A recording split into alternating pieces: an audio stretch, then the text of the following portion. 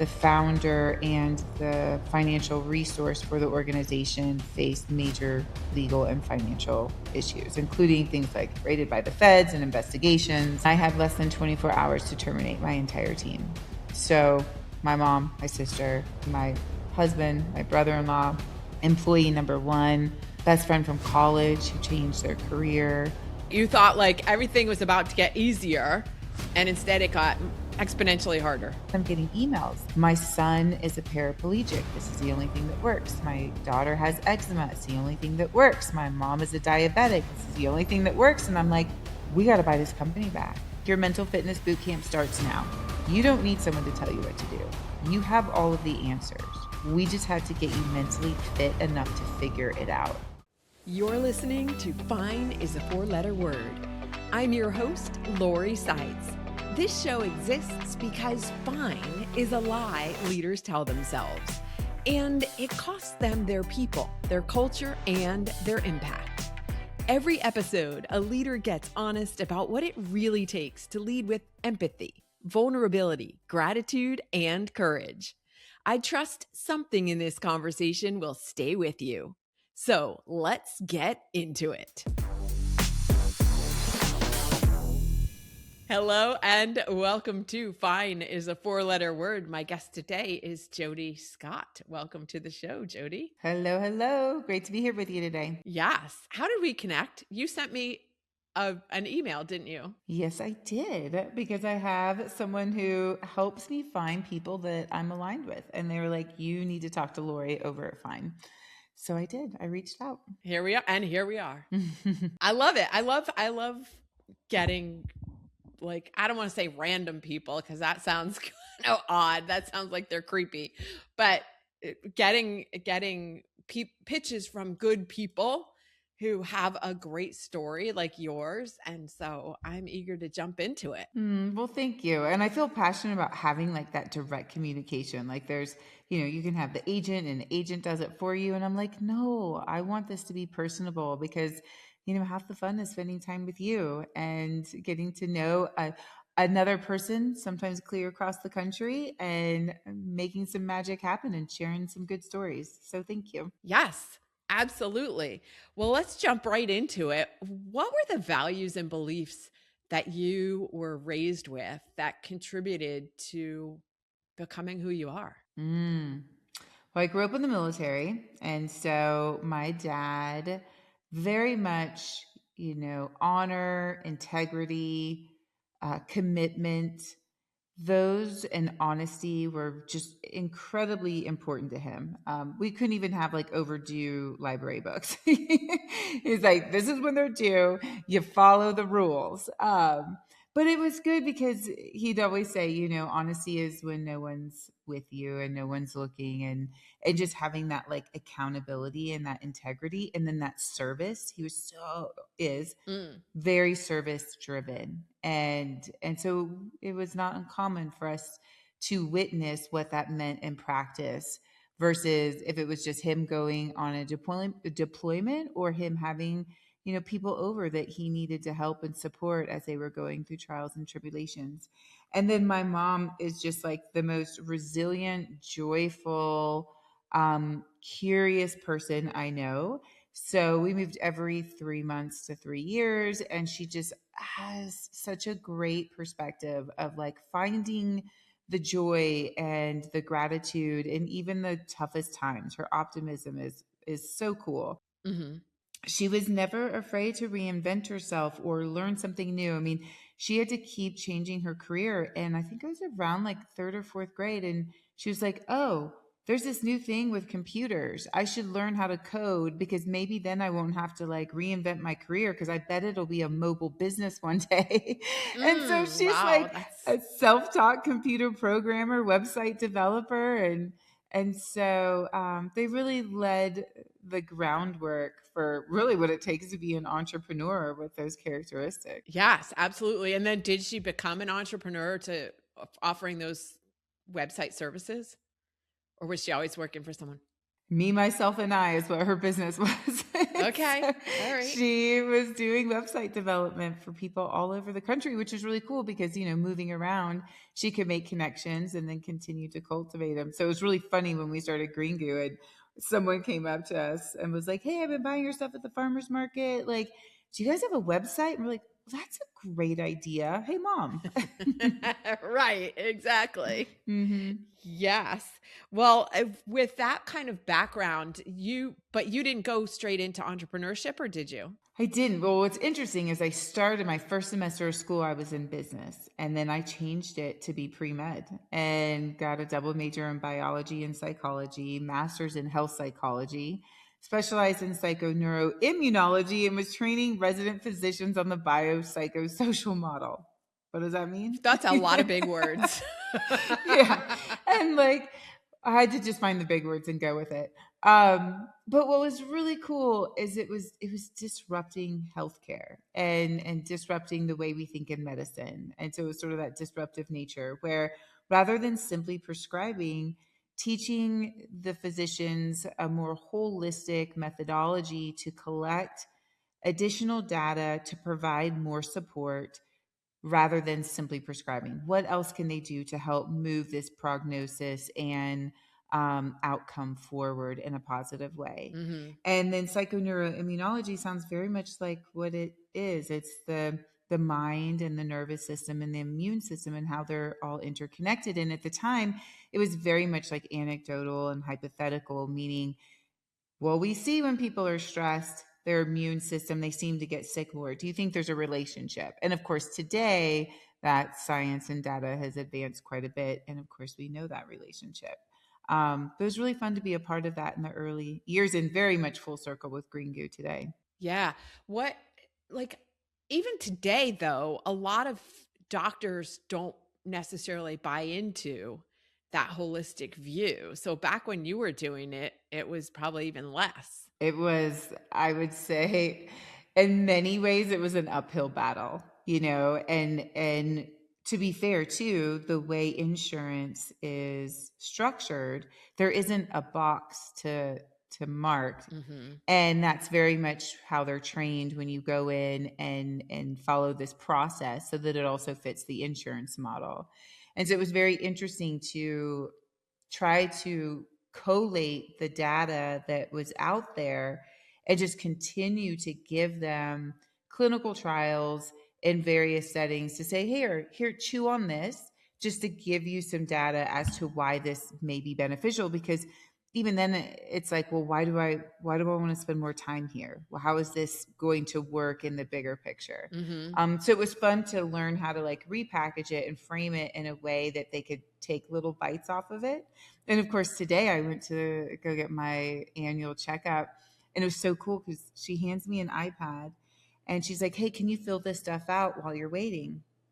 And it was all the questions. It was like, do you have family support? What do you do in your free time? Can you pay your bills? I mean, because these are all things that impact your ability to Yes. get your prescription, commit to that prescription, take lifestyle changes. And I was like, brilliant. Someone has transitioned it into here's an iPad. It's not costing anyone time, but we know that this data is important to put into the patient's profile. Yes. Well, right. And even now, it depends from one office, True.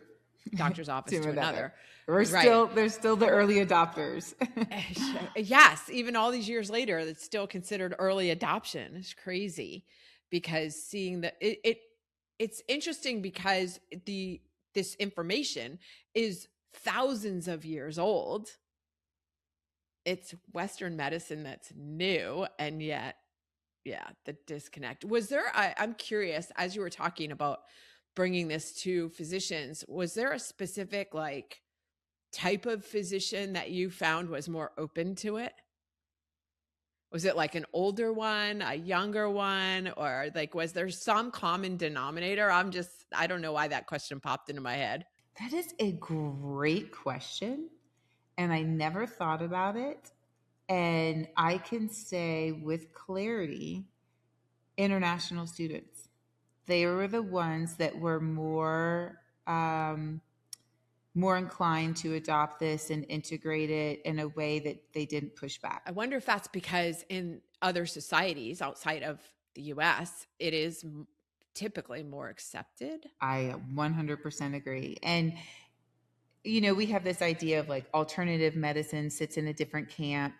And typically, if you're overseas and getting international healthcare, they're not separated. They're very much one in the same.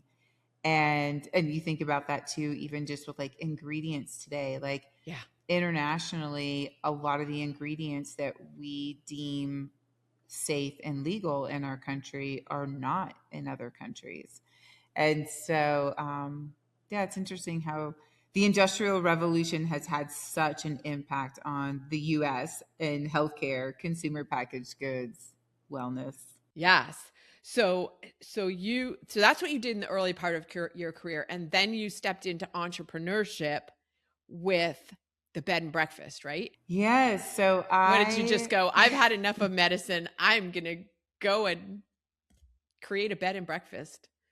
This That'll was be a easy. complete happy accident. So I just finished grad school. I was in private practice, finishing the MCATs, getting ready to go to med school, and I was riding my bike. And like I did every day on this same road to the river in Texas. And then I go take a dip in the river, and then I'd come back, and my laces got caught in the spokes and I fell off my bike. And I was so pissed. I was like, "Arr." And I look up and I see this driveway that's overgrown with a ton of just like they had mowed the lawn in 2 years, and what looked like this beautiful white estate in the far back distance, like very much like Forrest Gump white estates, you know, columns, gorgeous like Southern colonial. And I'm like, what is that? How have I never noticed that? I was like, that's so interesting. Mm-hmm. And then the next day I was riding my bike and there was a for sale sign. And I was like, that's wild. I'm like, first, I've never noticed this before. Now there's a for sale sign. So I went and I was curious. So I called my realtor friend and I said, hey, can I go look at this? Nothing really thinking about what I would do. I was just incredibly curious. And I found it very serendipitous that that event happened. And I look at it, I'm like, oh my gosh, this would make the best bed and breakfast. Now, mind you, I'd never stayed at one, and the house was an utter disaster, and it was in a town that no one knew of. So my grandmother was a realtor, and I called her. And I was like, I've got this great idea. And I was like, there's this beautiful old colonial Southern estate. It needs a lot of work, but I think I could turn it into a bed and breakfast and just make this like a weekend hobby thing. And she was like, first of all, I'm really grateful that I raised you to be a dreamer. Like, thank you. Dreaming is free. Uh-huh. However, you'll never qualify for this loan. And she was like, and why would anyone build this in Kyle, Texas? No one goes to Kyle, Texas. Go to Fredericksburg. And my response to her was, there's enough bed and breakfasts in Fredericksburg. One day this town is going to be something. It's on the I-35 corridor. Okay. So I put in Again, an the same offer. kind of foresight that your mom had. 100%. And I just thought, well, I'm going to throw it to the wind and put in an offer. And that was at a time when you could qualify for loans based on your stated income, like what your future income could be. And since I was, you know, going to be a doctor, that I qualified for it. And I had saved up like in college when everyone was buying cars or paying a lot for their rent. I was really diligent about living simply, and I had an old beat up car and I worked two jobs. And so I'd saved enough money that allowed me to put a down payment and have 6 months of the mortgage paid before I had to have this thing open. My older self would tell me that's not enough runway, but I didn't know that. Yes. And the house was a disaster. So like I would see patients all day long and then I would come home and paint and remodel, and I would go back and see patients and I would have paint all over me. And they're like, "What are you doing?" And I'm like, "I'm turning this old house into a bed and breakfast." And then I had my first client, and you know, I just remember being like, "Wow, I just made $400." And then I was like, that is not even going to pay the electric bill. I'm in trouble. But I didn't know how to what a P&L was, or, how I was going to cash flow. I just was not thinking in that mindset yet.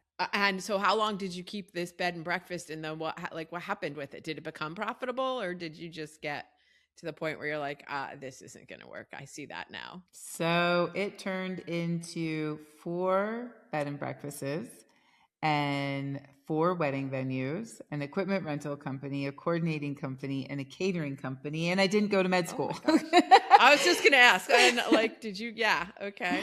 So I became an entrepreneur overnight, and I loved it. And it turned into a beautiful, beautiful business. And uh, I'll never forget catering for my first family. And they were like, "Hey, can you just do our wedding? It's only going to be 8 of us, and we really just don't want to bring in a caterer." And I was like, "Okay, I'll give it a try." And then I was like, "Ooh, that was fun. Let's do more of that." And so there was a lot of like trying things on. I mean, I tried to do cakes. I was horrible at it. I spent 3 days trying to get a cake, and it was not my superpower. Yeah, I'm with you. I can bake a delicious cake, but it's not going to be as pretty as somebody who has that talent. No, like my daughter, if she would be excellent at decorating the cake. All I could think about was how quickly I could get the decorations done and that it better look good. And that's not how it works. You got to be present Yeah, with that yeah, project. yeah. Yes. So no, it turned into a beautiful business. And so I was still in private practice. So I continued doing that and running this business. And then that was the time when I got pregnant, not got pregnant, like got married, I was pregnant, and I had a cut. And like we're living this healthy life, we're gardening, we're doing all these things. And I go into my first aid cabinet and I'm like, Mhm. first of all, my first aid cabinet's a mess, like all first aid cabinets. I'm like, what is this chaos? And then I was like, and what are these ingredients? And I was like, wait, why do I think this is okay? And then I'm like, why have I made this exception? And then at the same time, my sister's going to herb school and she's becoming a midwife. And she had this mentor who had been making medicinal salves for like 30 years. And she was known as like the medicinal salve maker. And I was telling my sister, I was like, why do we think these like chemical first aids are okay? Like, if it doesn't sting, burn, or dry it out, it must not be working. Like, that's not how this works. That's not how your healing process works. Mhm. And so that's when my sister and mom and I huddled up and we were like, well, what if we could make plant based first aid that's superior in efficacy? And just by the way, clean ingredients. And so my sister started in California when she was going to herb school, but then she moved to Idaho. And so we started making them, like growing all the herbs in Idaho, and we would fly up there and just make as much as we could and then go sell it at the farmer's market. Yes. And we thought, like, at that time, we, again, not thinking like we're going to have a website, we're going to go to retailers, this thing is going to be big. It was more, this is a really cool idea, we should do it. And it's really fun to be at the farmer's market all together. And we liked building and creating and gardening and farming. But it got so busy that like our kitchen, we couldn't cook food in our own kitchen. We had to take our camping equipment and build an outdoor kitchen and cook outside because Wait, so you traded your real kitchen for the business and took your actual stuffed food you were making for your meals outside. yeah, personal Okay, that kitchen makes went sense. outside. Yeah, it was All so right. funny. And so at that point, we were like at this intersection, which was I can't do Green Goo and be in private practice and these bed and breakfasts. And we Yeah, that's a recognized lot. it was a Like, lot. Jodi, how did you Yeah. even find the time and energy to do all this? And you had a baby. I was gonna say, and just had a newbie. So it was there was that was like it was so sad too because I loved seeing patients and I loved the wedding business. And it was like, okay, we have to let this go. So first I stopped in private practice and then we sold the business and that became sort of the seed capital for us to be able to grow Green Goo. And then I was living You in sold the bed and Texas. breakfast business, you mean? Yes. Yeah, yeah. Okay. And then I was living in Texas. My sister's in Idaho and my mom and dad in Colorado. So then we all huddled up. moved to Colorado together, and started this wild adventure called Green Goo. Yeah. Well, I want to pull out one key takeaway here from what you said, and that is, you had passion for all of these different things. And you had to really focus on one to be successful. You had to let go of the other ones. And that must have been Absolutely. difficult Oh, so and sad. So hard. essential. Yeah. But the It key is. takeaway is like you can't, like we get told you can do it all, but you really can't. I mean, not well anyway. And not without the exposure, right? Because all of a sudden, the bed and breakfast needs financial resources. Well, if you allocate those over to Green Goo, you start spreading yourself thin. And then from a time management standpoint, then you're not with your team members. I mean, I just started seeing the writing on the wall, and it was like, okay, you really need to build a structure that is more efficient and more focused. But I still, one of my favorite dreams at night is when I'm walking the grounds of the inn in Texas, because it was such a magical place. Yes, I can only imagine. So you built, so first of all, how did you come up with the name Green Goo?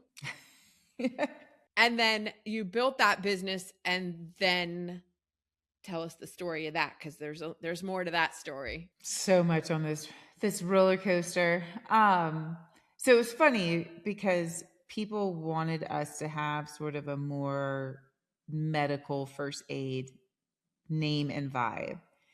And we're like, but we're reinventing first aid. If we look like everything else in the first aid set, no one's going to know that there's a different option.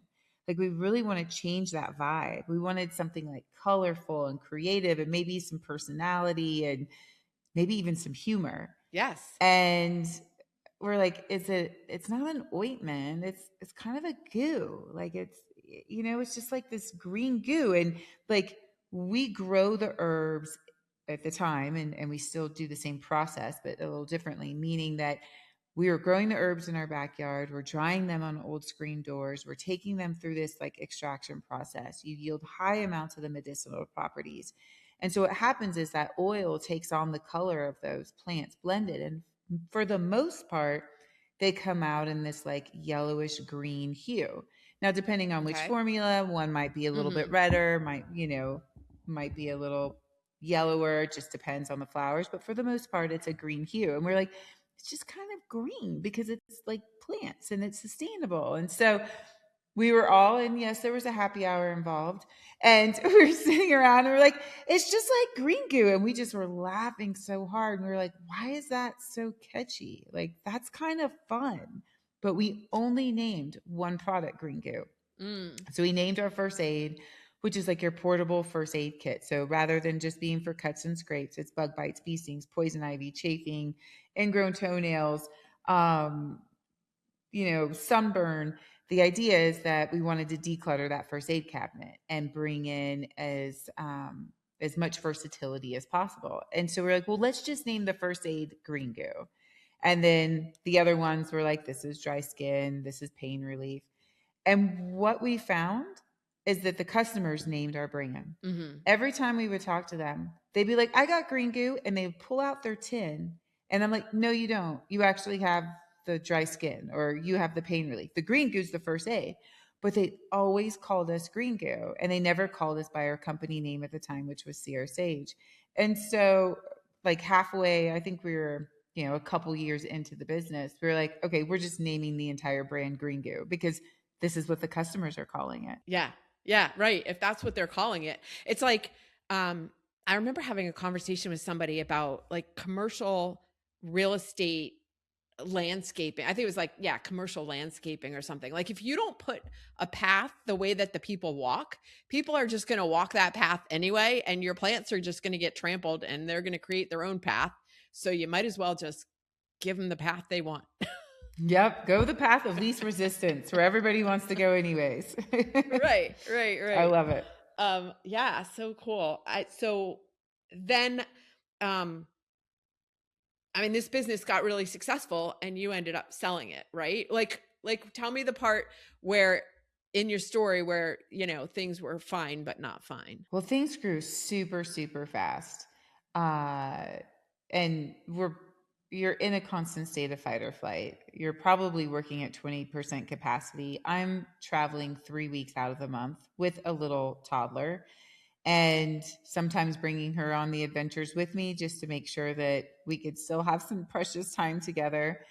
And and we're first aid, and we're working hard to forge the path for plant-based when plant-based was not a thing. The first time I went to a pharmacy buyer and I said, I have a plant-based first aid, he's like, those two words don't go together. They're not in the same sentence. Now today we would be curious and be like, oh, well, tell me more. What does it mean to be plant-based? Because we're using this term interchangeably. Not then. Mm-hmm. And so we, like, not only was I going to buyer meetings, I was going to conferences, I was going to trade shows, I was a guest speaker. I needed to explain like what this horticulture, botanical, plant-based, medicinal concept actually meant in practice. And so, and we're in retail because if you have poison ivy or cut or scrape, you go to your local pharmacy. You're not, we didn't have like Amazon same day that we have today. And then the pandemic happens, and all of a sudden, no one's going into stores, and all of our stuff is in stores. And I've got this giant team now, and things are in full production. Yes. And I'm like, oh my gosh, I'm going to have to fire my entire team. How are we going to get through this? And the team was amazing. We pivoted, we built an online business super fast. Never in a million years did I think First Aid would be able to survive as an online business. And we did it. And we get through the pandemic and we see so many businesses did not survive, even dear friends, because it was just such a challenging time. And we're up against the biggest players in the industry, and they're incredibly well insulated with things like this. And we recognize if another pandemic or another crisis came, we were not going to be able to withstand it. So we started looking for a financial partner. And the original intention was just to find a financial partner. Mm-hmm. And ultimately, what happened is we found a company that was really passionate about plant based, which was cool, and that was super progressive for that time. And and they were well funded, and they had an international footprint. And we were starting to get interest in China, Hong Kong, Japan, New Zealand, Australia, Europe, and so we're like, great, then we can expand internationally. And so on paper, it looked really good, and we moved forward. But the moving forward, it was an acquisition on paper, but it was a partnership in spirit. So we were going to be with this group entirely, every day, operating as normal, but we didn't own it. We just owned part of the bigger organization. Mm-hmm. And unfortunately, a handful of weeks into it, the founder and the financial resource for the organization faced major legal and financial issues, including things like raided by the feds and investigations and Oh, geez. all of this stuff. And I had less than 24 hours to terminate my entire team. So my mom, my sister, my excuse me, my husband, my brother-in-law, employee number one, best friend from college who changed their career.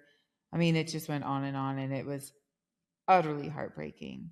Production stopped, and I mean, not only did we lose like all that financial, like the seed capital from the first business gone, but then in addition to that, my purpose.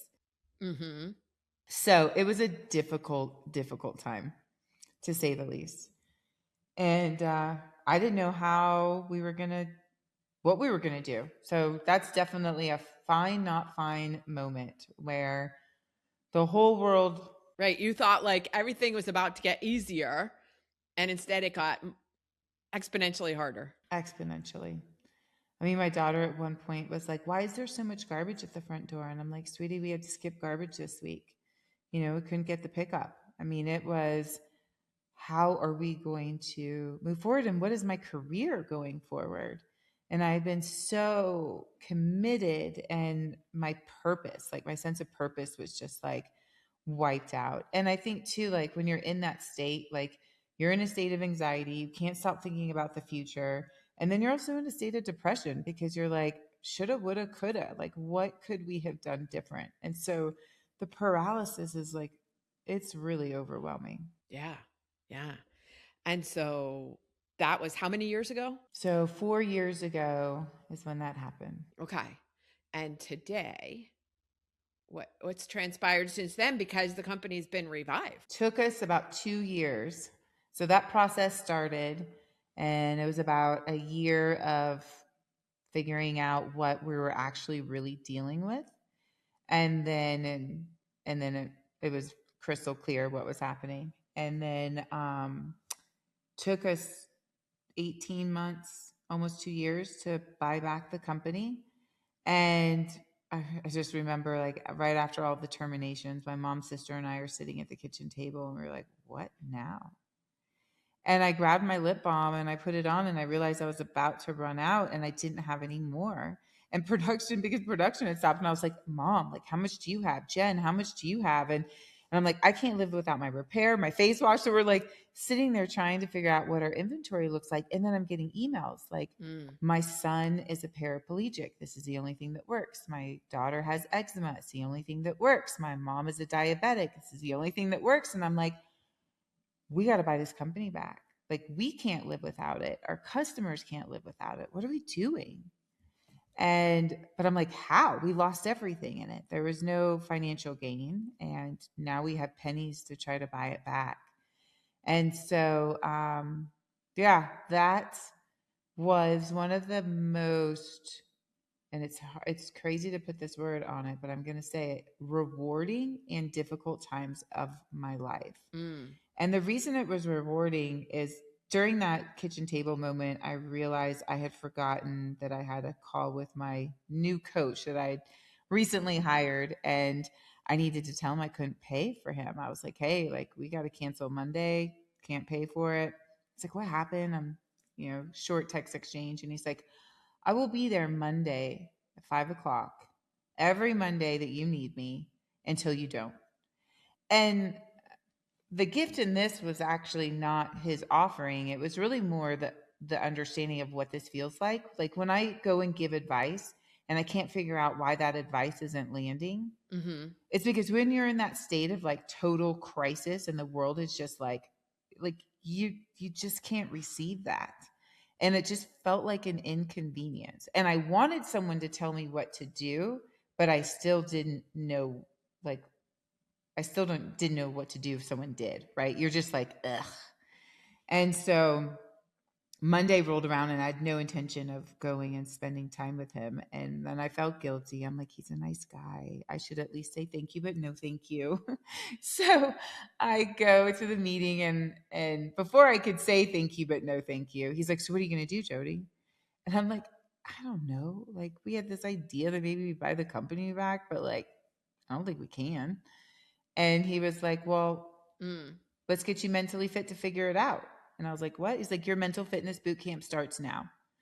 And I'm like, what? And he's like, we're going to set your alarm every 3 hours and you're going to do a presence exercise. And I'm like, set my alarm? Presence exercise? What does that mean? And he's like, you don't need someone to tell you what to do. You have all of the answers. We just have to get you mentally fit enough to figure it out. And so he took me on this journey of leaning into focusing on those five senses and doing that frequently. So these small micro meditations to get present.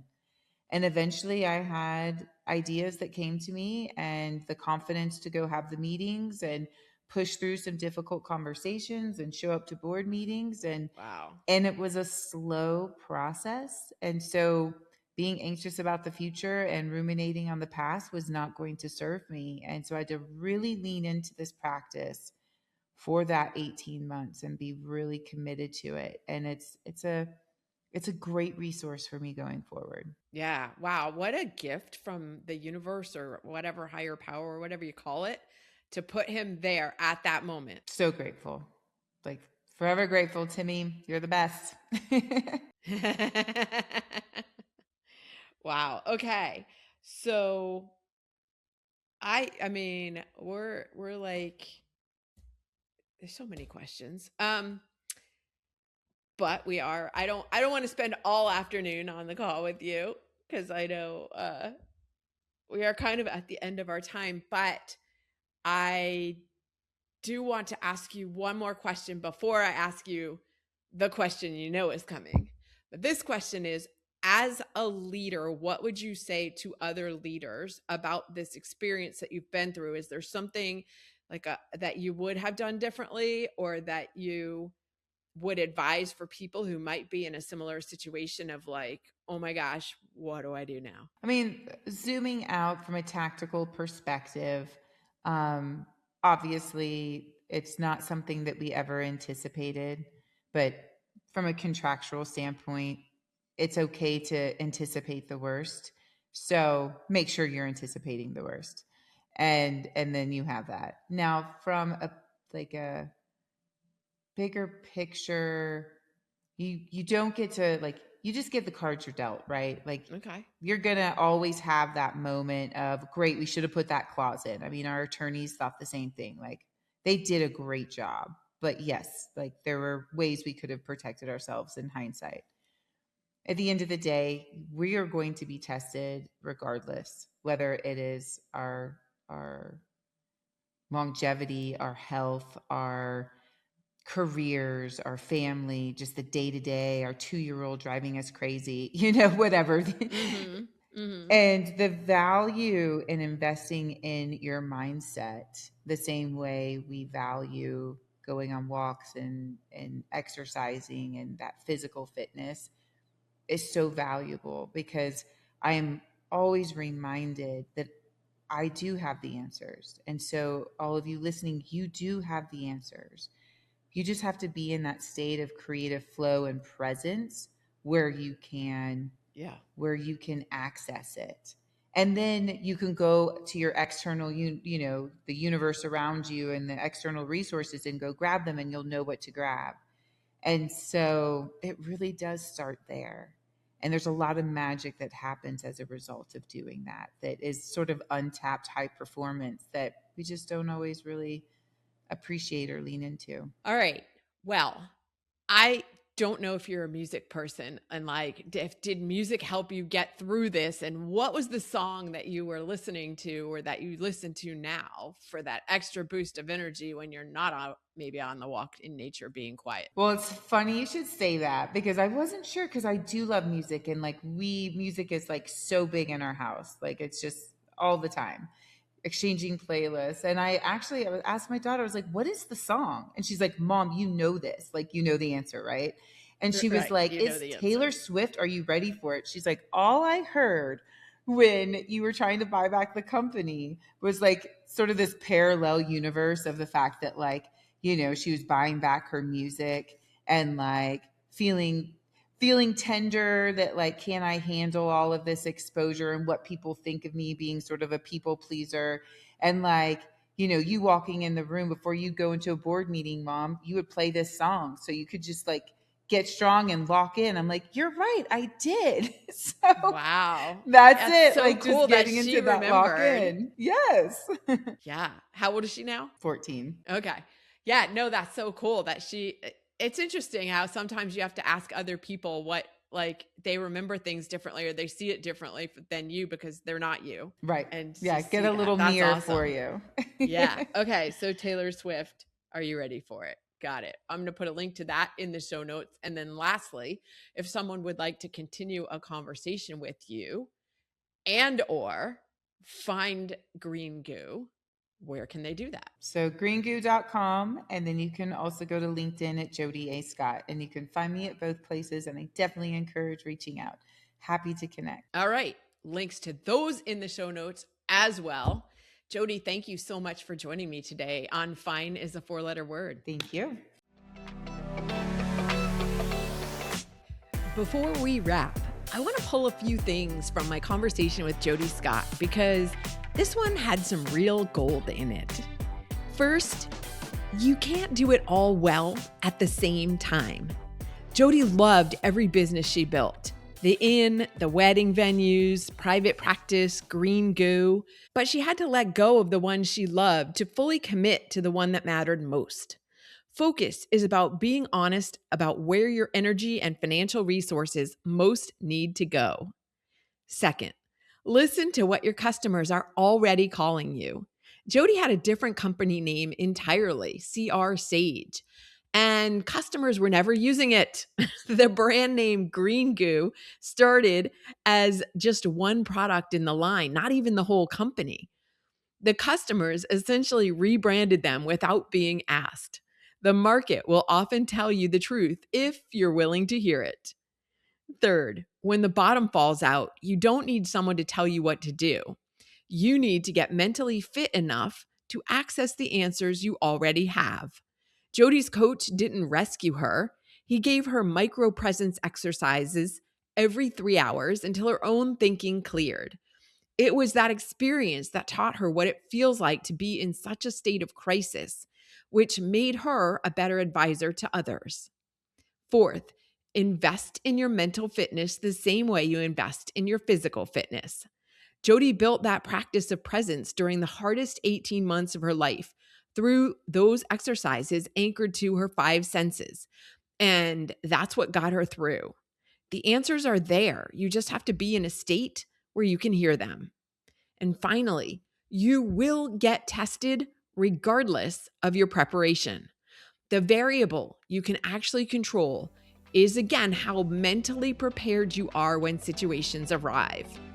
And when you have that, your mission will create the momentum to figure out how to move forward. That's what we explored today. If this episode resonated, share it with someone who needs it. I'm Lori Seitz, and this is Fine is a 4-letter word. I'll see you next time.